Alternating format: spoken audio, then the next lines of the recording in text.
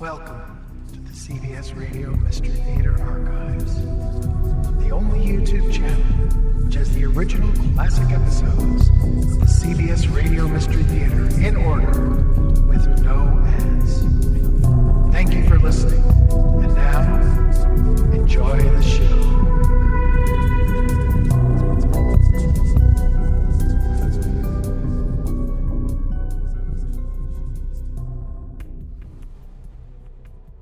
CBS Radio Mystery Theater presents...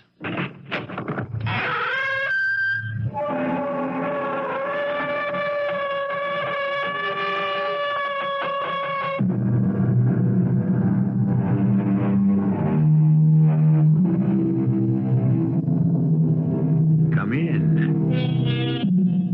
Welcome. I'm E.G. Marshall. It is said that fine feathers do not make fine birds. It is also claimed that you cannot judge a book by its cover. Unfortunately, both these trenchant observations have been consigned to the limbo of wise sayings that are constantly being disregarded. Birds, books, and even people are always being judged by their appearance. The sad truth is that the overwhelming majority of us will choose a beautiful fool over a homely philosopher. Well, that's life. And sometimes that's death. Did you kill him? Well... Never mind well. Did you kill him? Answer yes or no. I'm not sure. What do you mean you're not sure? I really don't know. Did you buy a knife? Yes. Are those your fingerprints on the knife? Yes. Then how can you deny that you killed him? I admit it looks bad for me, Mars. Bad? It looks terrible. The only thing that makes me doubt that I'm a murderer... No, I can't tell you. You must tell me. Well, promise not to laugh. I promise. Mars, there is one thing I could never do. Now you have to believe me. I could never kill a man who wore a pink shirt.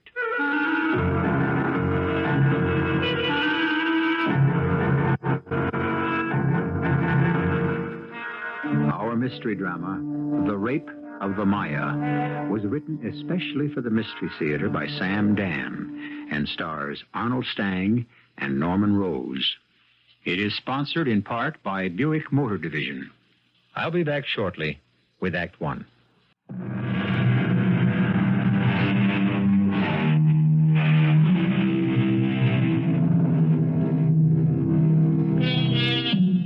Beware, said Henry David Thoreau, of all enterprises that require new clothes. That was all very well for Henry T., who liked to live single-o at Walden Pond, where he could commune with frogs and flowers and field mice. My Lord, if everybody had that attitude toward new clothes, what would happen to a certain little world that lies within the confines of Manhattan Island, a universe in microcosm, which is simply known as 7th Avenue? But enough philosophy. You tune us in for action, we'll give you action.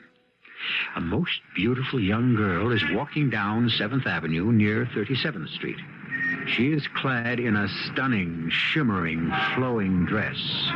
It is a dress to inflame the imagination and arouse the passions. And here is a young man who has been obviously aroused and inflamed because, without warning, he grabs her. Let go of me! Who are you? What? That's mine. Now that is mine. Take your hands off That me! gown. Where did you get that gown? I'll scream! Take that dress off. It's mine. Help!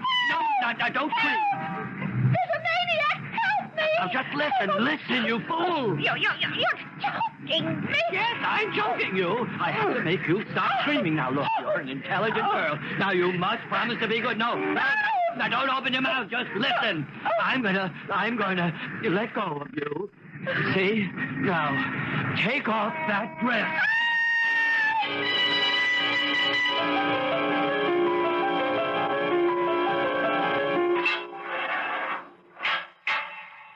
Thank you, officer. I shall call when I require your services again.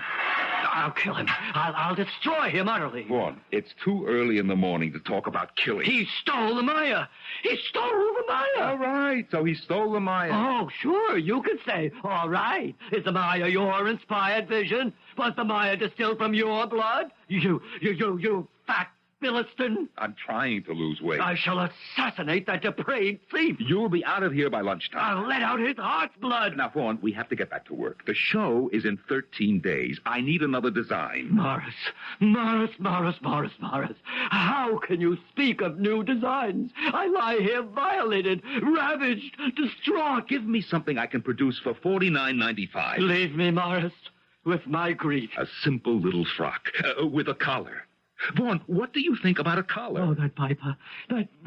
I allowed him to sit at my feet, basking in the rays of my creativity. I got it. Let's bring back the Peter Pan collar. And that infamous wretch plunges a poisoned dagger into my back. Vaughn, listen to me. The reason you're getting off easy, I saw that girl's father last night. I thought if I would explain to him about the MAIA. The rape of the MAIA. How you designed this gorgeous dress, and for only $39.95. Be my witness, Morris. The dagger he plunged into my back is the dagger I shall thrust into his heart. But I take a look at the father, a giant, a hard hat. When I say who I am, he says, "What do you want?" I'm telling you, if looks could kill, I'd be a corpse. To design the MAIA. MAIA, daughter of Atlas and Diana. I was inspired by the ancient gods themselves. But I explained to him how you created such a masterpiece and had it stolen from you by your best friend, who turns around and sells it to another manufacturer. Why, this big giant, you know what? He just sat down and cried. Through the heart, through his false, perfidious heart, I shall stab him. So, no charges, everything's fixed. I shall rid the world of an abomination that calls itself Perry Fullerton. You come right back to work this afternoon. I shall never take pencil in hand again. Leave me with my grief. All right. God! You know, Vaughn, when I heard that you were arrested for attacking a girl, well, how could I believe it?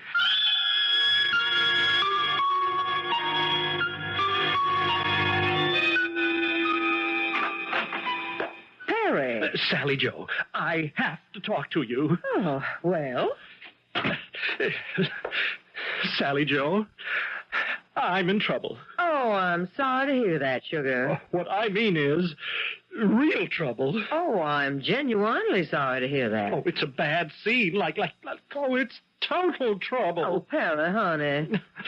Have you seen Adrian? Adrian? Yes, if Adrian finds me, Perry, sugar, now why should you be scared?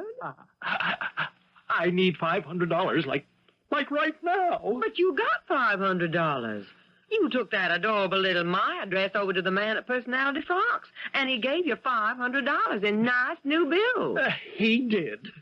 Well, then you have the $500. Well, Well, what? He don't have the 500.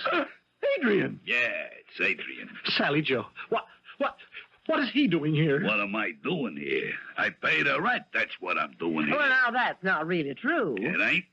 Perry owes me 500, so he's paying your rent with my money. Adrian, let me explain. What's to explain? You just come up with 5 big bills which you owe me. Dig into them green pants of yours. They're aqua. And hand over the dough. Well, I have the money. I don't like where this is headed. But do you know the shoddy way they make things You today? ain't gonna like it either. Well, there's a hole in my pocket, you see? And the money just slipped out. I'll tell you where the dough slipped out. You stopped off on the way down here. You laid the whole 500 on some nag. That's not true. The race is over, but your nag is still running. Now, Adrian, don't press me. You see this little slip of paper? Read it. Nobody pushes me around. Everybody pushes you around, punk. Read what it says on the paper. MAIA, 500 PF. Well? That's your marker. You put 500 on her nose and she come in dead last. MAIA? How could a horse named MAIA lose? Vaughn and I designed a gown called MAIA. Vaughn and you. Oh, now, sugar. Oh, you're always trying to put me down, Sally. Vaughn warned me about you. Shut up. She's on your side. She showed you how to raise 500 by stealing the dress design.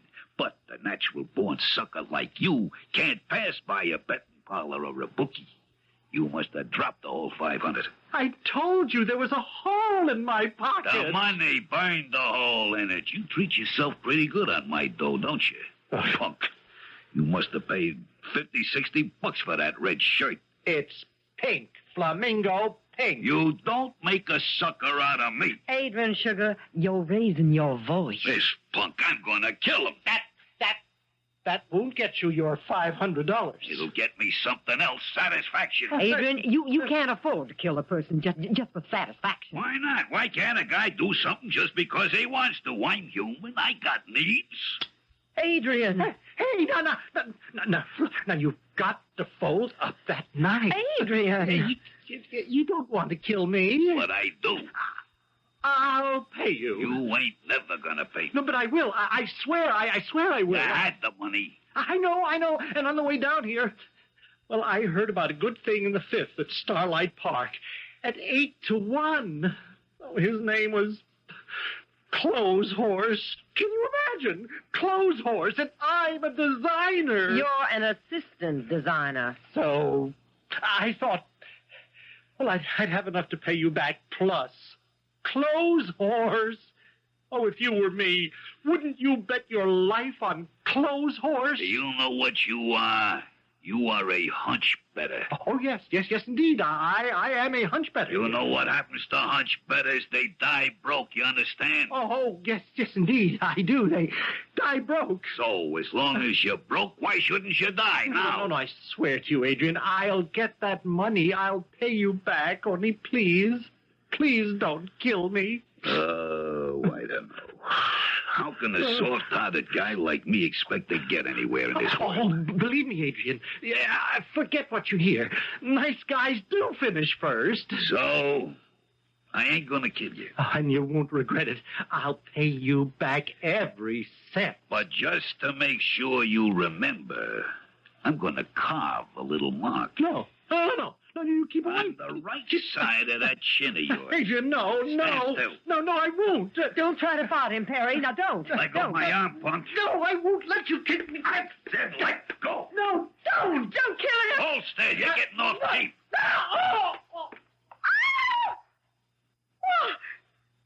You killed him. I told him to stand still. It was his own fault.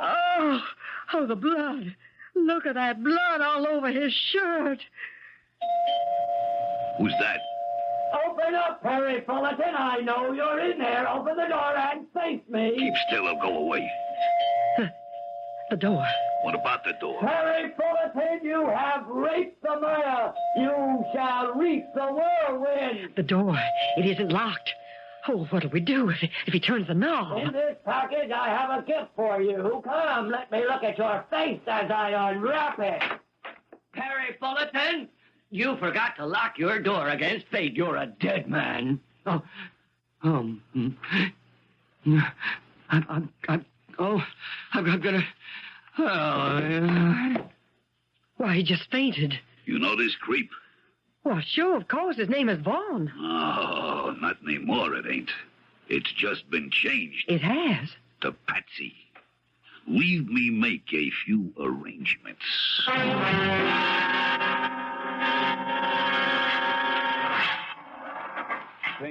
Thank you, officer.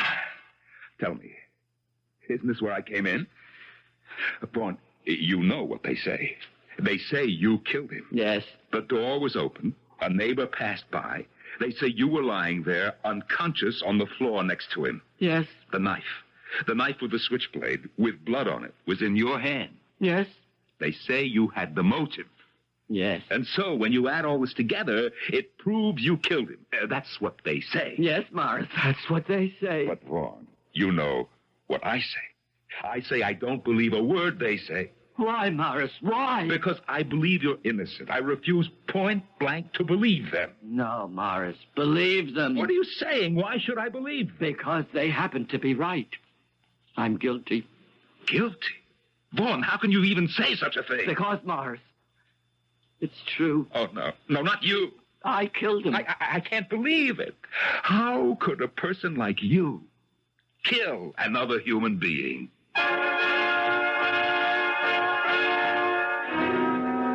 What a pointed and pertinent question. How could Vaughn have done it? Especially since we were present and know full well how matters went. The usual procedure is for the guilty to claim innocence. Here, on the other hand, is an innocent who claims guilt. Well, that's why we have a second act, so we can turn the screw even tighter.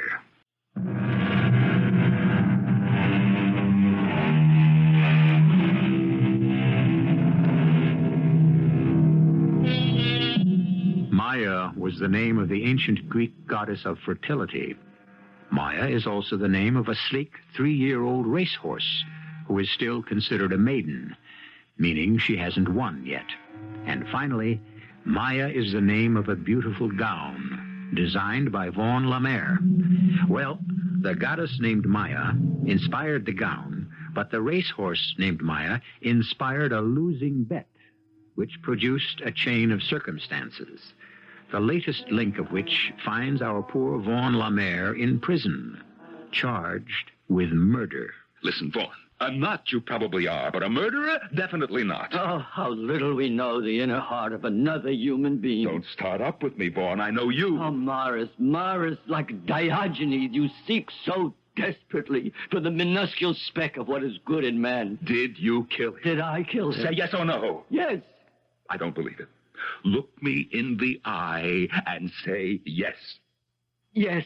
I still don't believe it. Why? Why won't you believe Will it? you stop being stubborn? You want to sit in the electric chair? You didn't kill him, and that's all there is to it. Morris, accept reality. You talk to me about reality. Oh, poor Morris, the eternal optimist. You so desperately want to believe in the essential goodness of man, but man is evil. The flesh is wicked. I have the brand of Cain, the murderer's mark. What are you talking about? How could you kill anybody? You faint at the sight of blood. Yes, that's true. But you don't see the blood until afterward. Okay, Mr. Wise Guy. Wind up in the chair with the wires and the metal cap. I decided to kill him. I purchased the knife.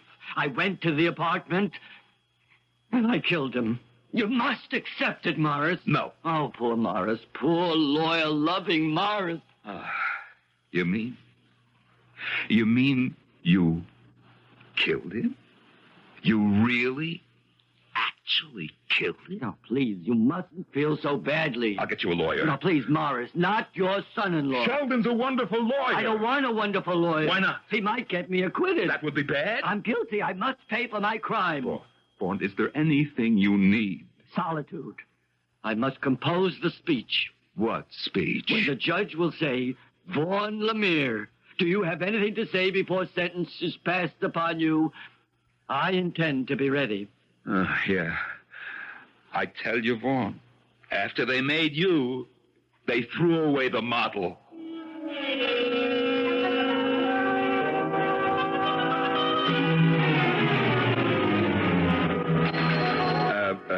Lieutenant Valentine. What can I do for you, Mr. Goodman. Morris Goodman of Goodman Originals. We're almost neighbors.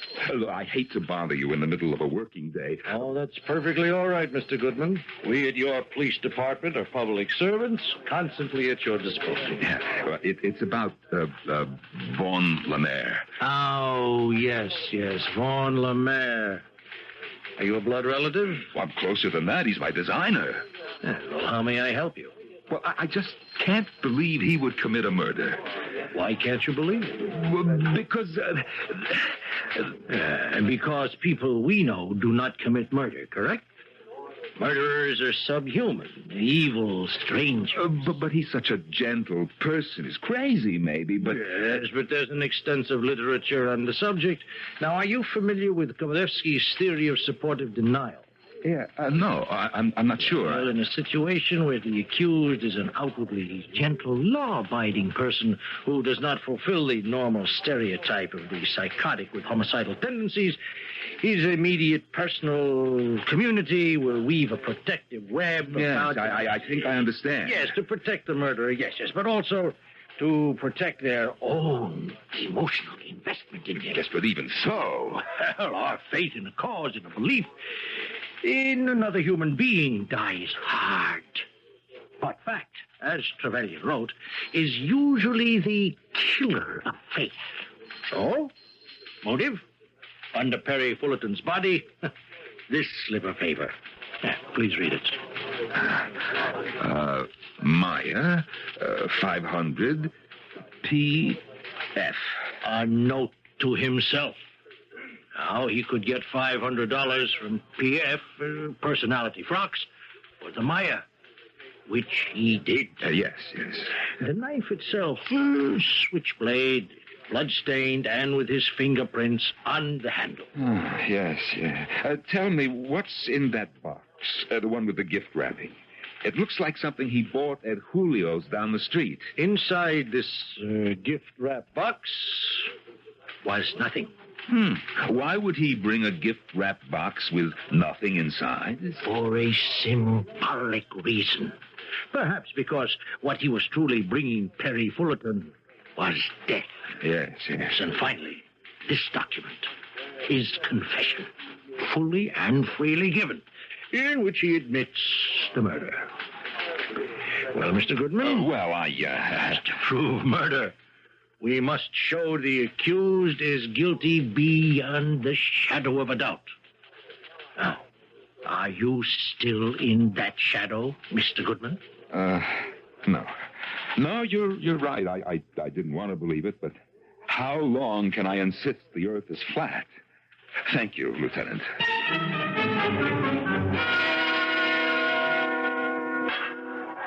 Thank you, officer. Morris! I came over as fast as I could. Now, what is the matter, Vaughn? You're so excited. Morris, I'm being framed. For what? For murder. I didn't kill Perry Fullerton. Yes, you did. Who says so? Who? You. You convinced me that you killed him. The knife, the fingerprints. I thought I killed him. You thought? How could you think? Because I was making a natural assumption. Oh, is that so? I had every intention of killing him. Therefore, I went to Julio's. I purchased a knife. I went to the apartment. The next thing I knew, I was lying there beside his dead body on the floor, the knife in my hand. And so, wouldn't it be natural to assume that I had accomplished my mission and killed him? Yes, it would be natural. But this morning, as I awoke from troubled slumber, I realized that I did not kill him. How could you realize? That when I walked inside the door, he was already lying dead on the floor, and I fainted at the sight of the blood. No, Vaughn. You convinced me the other day. 2 people were standing there in that room. Oh, yes, I know. And they had just gotten off from a flying saucer. Now, please, Vaughn. I didn't kill him. Sally Joe. You know Sally Joe. She used to be our model. I fired her because she became obese. Oh, maybe she put on a little weight, but obese. She was standing there with Adrian. Vaughn, who could believe such a story? A person who calls himself my friend could believe it. I can't keep up with you. One day you're guilty, the next day you're innocent. All right. Let me prove it to you that I am innocent. I went to Julio's to purchase the knife. It was a Damascene blade. Oh, please. This was to be the most artistic and exquisite killing in the entire history of personal assassination. Even when you talk about a knife, it makes me... I would confront him and I would say, I have a gift. I shall unwrap it. I shall present it. Point first. And I would.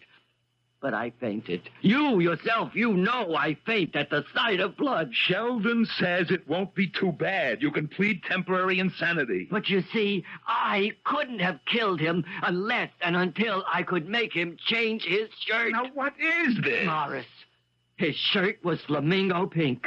His blood was bright red. Well, truthfully, the sight of that atrocious clash in colors is what made me pass out. But as you said yourself, the blood you don't see till afterwards. No, Morris, not I. Had he been alive when I entered the flat, had I held the knife to his breast, I would have seen the red blood before it gushed forth to stain the pink shirt. I, a designer, see things before they exist. Well, then, Vaughn, how... Morris! Have you ever known me to mix pink and red? Have you? Oh, I'm ill. I just can't think of it. Vaughn, will you please shut up? A person can't hear himself think. Morris, have I ever lied to you? Oh, constantly. I don't mind. It's part of your genius. I wanted to kill him. I bought the knife, but I never even unwrapped the package. He was dead when I got there. I'm innocent, Morris. Vaughn. Believe me, Morris. You must believe me.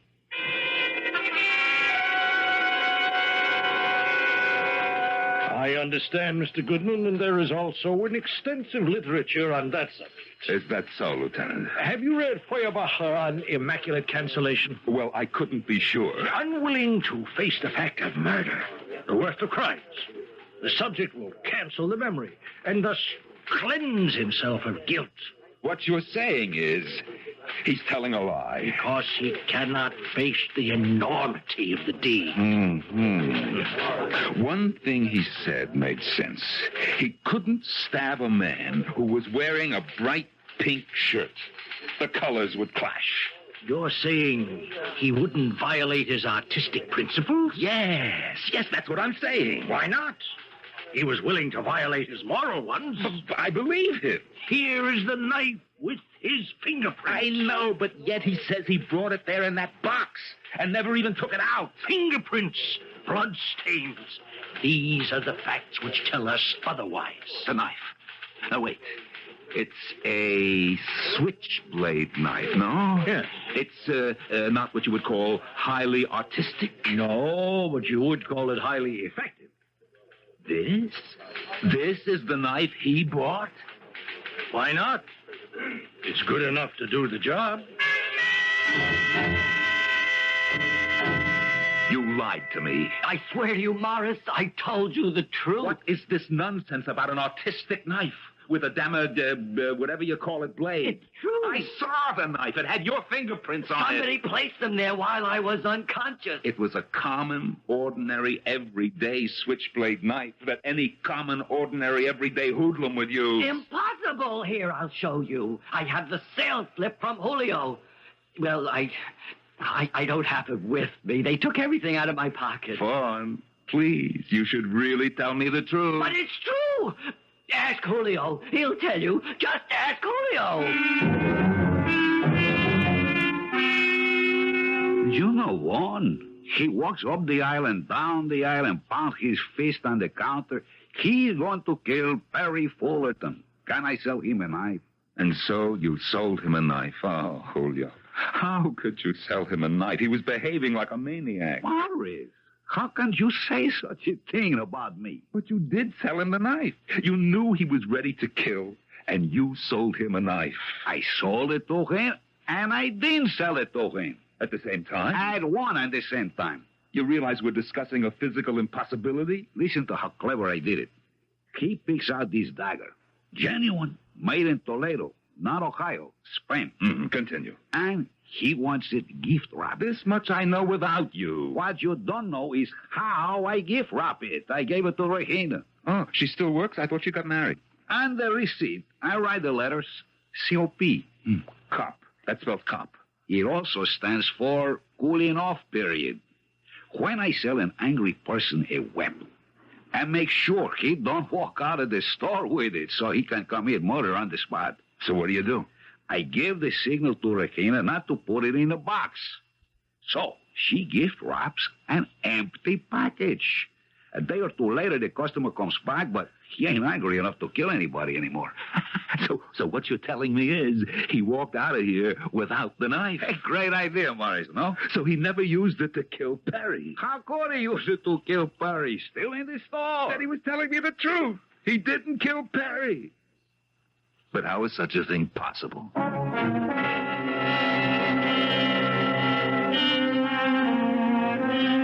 Well, you knew it all along.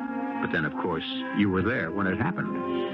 Remember, Morris is trying to put it all together out of thin air, and he isn't even a police officer. What is Morris going to do to convince people of Vaughn's innocence? With ethereal characters like Vaughn, there's really nothing solid to hold on to. Yesterday, Vaughn was guilty. Today, he's innocent. Will the pendulum swing again tomorrow? We still have a third act. Perry Fullerton cheated two people. He stole a design from Vaughn Lemaire, and he welched on a bet he owed to bookmaker Adrian Smollett. Both Vaughn and Adrian were furious enough to kill him. And while Adrian committed the murder, poor Vaughn is getting the blame, thus proving the old proverb, the early bird gets the credit. But, Lieutenant, he didn't even have a knife. I'm afraid he did, Mr. Goodman. It's here on the table. That isn't the knife he bought from Julio. Julio didn't put the knife in the package. Precisely, Mr. Goodman. And when Vaughn discovered the package was empty, he picked up another knife, this knife, the bloodstained knife with his fingerprints on it. But he swears that he saw Sally Joe Crabtree and Mr. Adrian Smollett. They were in the room. And Perry was already dead on the floor when he arrived. There is an extensive literature on the subject, Mr. Goodman. I should have known. Have you heard Tillinghast on compulsive psychotic association? No. Well, I suppose you could say it means misery loves company. A man in trouble tries to involve others. You say he's lying, huh? He's fantasizing. But he says he saw them. We asked Miss Crabtree and Mr. Smollett to come in for questioning. And what happened? They were out of town these past 3 days. They only returned this morning. Lieutenant, I am a judge of character. I tell you, and you heard it here first, that Vaughn Lemaire is not guilty.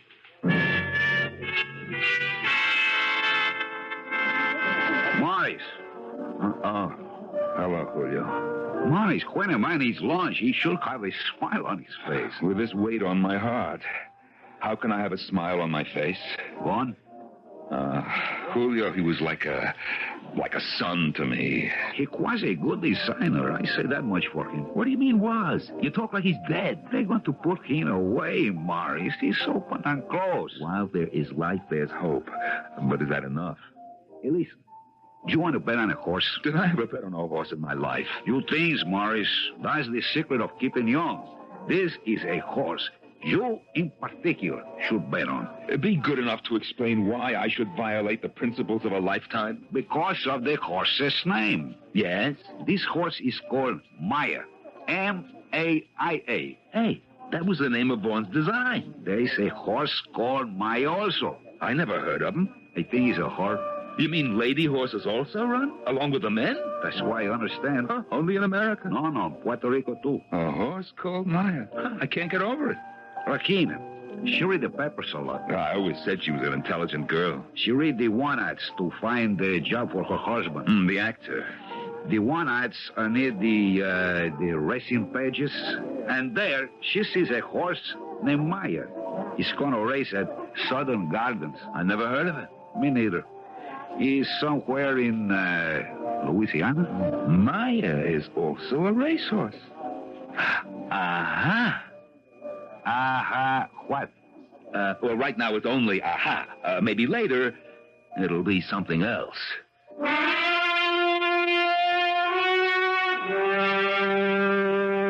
Morris, I swear to you, I did not kill him. But he is dead. Well, of course he's dead. Then somebody had to kill him. But it wasn't me. Then who else could it be? Are you asking me, Morris? Is there somebody else sitting in this cell that I could ask? Am I a detective? Am I?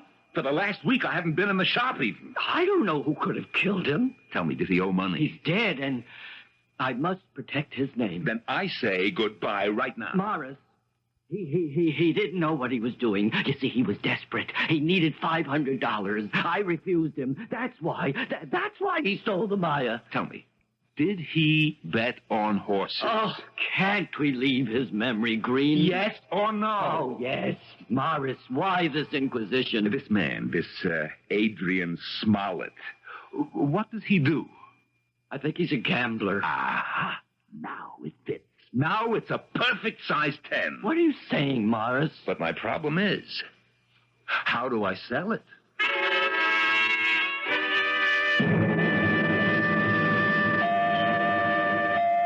Be right with you, sugar. Oh, it's Morris. May I come in? Well, certainly, Morris. Well, it's a very nice-looking place. Ah, thank you, Morris. I haven't had a chance yet to say how sorry I am about Perry. After all, you and Perry... Thank you again, Morris. You're so sweet. I wonder, could you do me a small favor? Why, I'd be delighted, Morris. Well, you see, this is something new to me. Well, you sound like a man who's going to attempt something naughty. Oh, well, Sally Joe, for me it would be naughty. I think I want to bet on a horse. Morris. Well, shouldn't a man have some fun from life? Well, absolutely. I was reading in the papers, and I saw the name of a horse. It runs somewhere, I don't know, way down in the south. Oh, honey, they're the best. A horse named, I can't get over it. Could you believe the name of this horse? Well, Sugar, I'd have to know it first, wouldn't I? MAIA. MAIA. But that's... That's what? Nothing. It's just a coincidence. Isn't it? True, it was stolen. No, let us not say that. He's dead, poor Perry. Let him rest. Anyhow, it was Vaughan's greatest design. And now I see a horse named MAIA. Isn't this fate? Let me see the paper, Sugar. Oh, yeah, here she is at Southern Gardens. Oh, my goodness, she's running at 32 to 1. Is that a fact? So let me see now. For $500... $500? I should get back $16,000. Well, it'll make up a little bit for what we lost on the MAIA. You want to bet $500? Is it too small a bet? Oh, no. I think it's just fine. I was wondering if you could do me a favor. Oh, yes, of course, the favor. Well, you see, I don't know any bookmakers. I mean, after all. Oh, I understand. So I was wondering if you... Well, certainly. You want me to call one? On the telephone? It's like a taxi cab. Oh, well, it's the easiest thing doing. You just pick up the phone and there you get right through. Now, you hold on just a minute.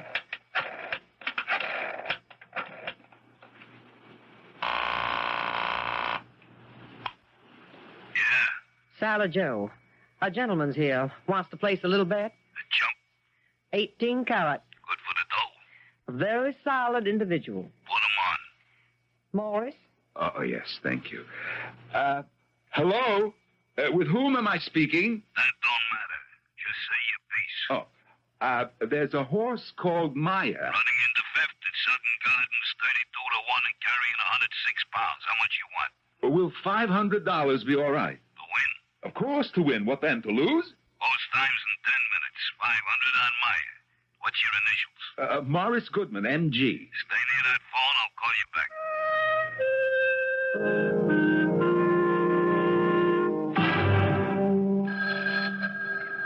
It's for you, Sugar. Answer it. Hello, Morris Goodman speaking. She run out of the money. What does that mean? It means you lose. Oh. It also means you gotta pay me 5 big bills. Yeah, I understand. You got it on you? Would I bet if I didn't? You are a man in a million. Stay there. I'll be right over.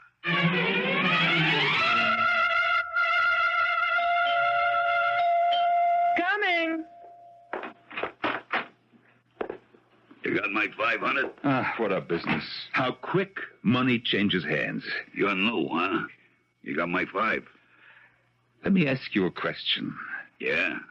How could you prove I made such a bet? I got it written down. You write down every time somebody makes a bet with you. Don't you keep a record in your business who owes what? Well, I got an accountant. I keep books. What have you got? I got slips. Slips? Slips of paper. Ah. Do you deny you made the bet? Oh, no, I made it. Then hand over my 5. Could I see my slip first? What do you want it for? Oh, souvenir. Okay. Yeah. Mm-hmm. MAIA, 500 MG. Huh. It's an expensive slip of paper. Yeah. Come on, Morris. Hand over my dough. You are under arrest, Adrian. What? Sugar. What kind of joke? It's no joke. I'm serious.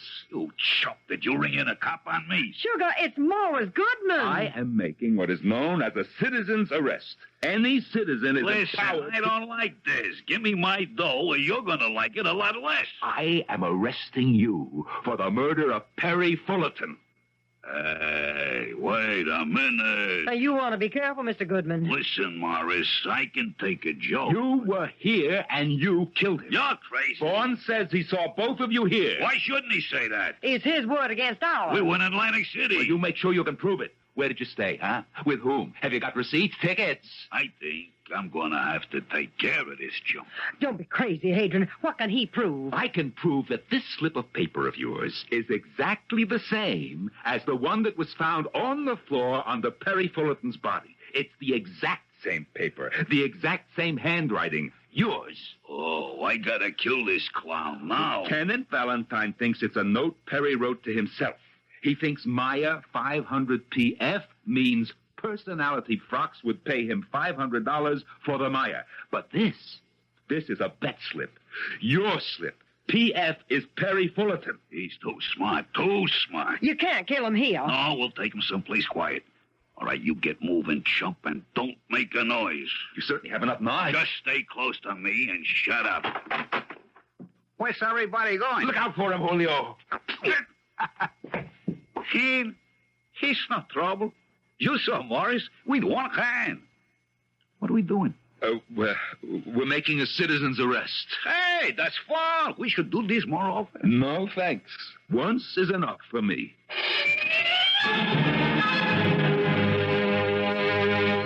Lieutenant, how fast can I get Vaughn out? He has to get back to work. Oh, the papers won't take more than half an hour. Our fall showing is less than a week away. Tell me, Mr. Goodman, how were you able to perceive the salient facts? How could you, in the face of all this apparent evidence, believe that Vaughn was innocent? Well, Lieutenant, how could he mix red with pink? There must have been something else. Well, Lieutenant, there's an extensive literature written on the subject. Have you ever heard the poem that says, "Let me clasp his hand and call him friend, and I'll stand by his side till the bitter end"? Who wrote that? Who do you think? Morris Goodman.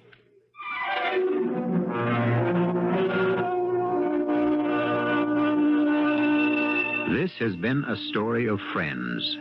Friends who were loyal and friends who were false. Friends. They make living possible, but also can make living impossible. The book tells us that a faithful friend is the medicine of life. And while medicines cure, they can also kill. Friends. For better, for worse, who can do without them? Since we cannot do without you, I shall be back in just a few moments. Radio.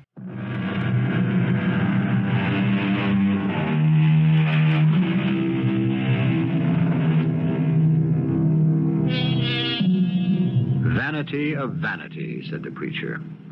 All is vanity. And our story was based on one of mankind's greatest vanities, the adornment of the body. And yet, is it so sinful for a woman to wish to appear lovely? After all, isn't a well-dressed woman sweeter to look upon? Besides, it gives gainful employment to so many people. And it has given us a subject for a tale of murder.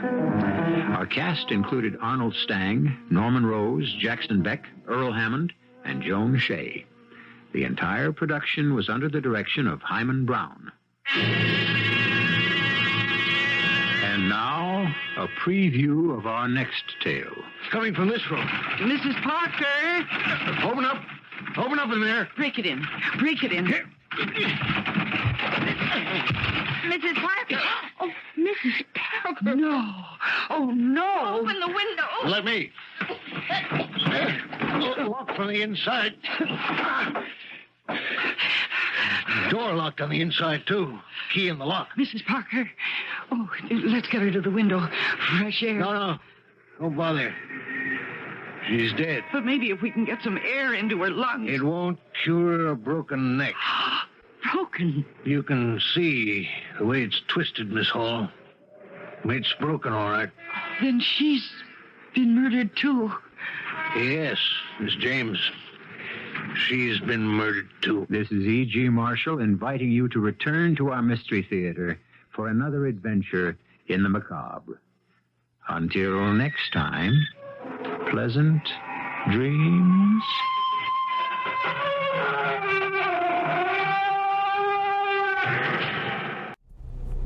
I hope you enjoyed this episode of CBS Radio Mystery Theater. If you've enjoyed this and want to hear more, please subscribe to this channel.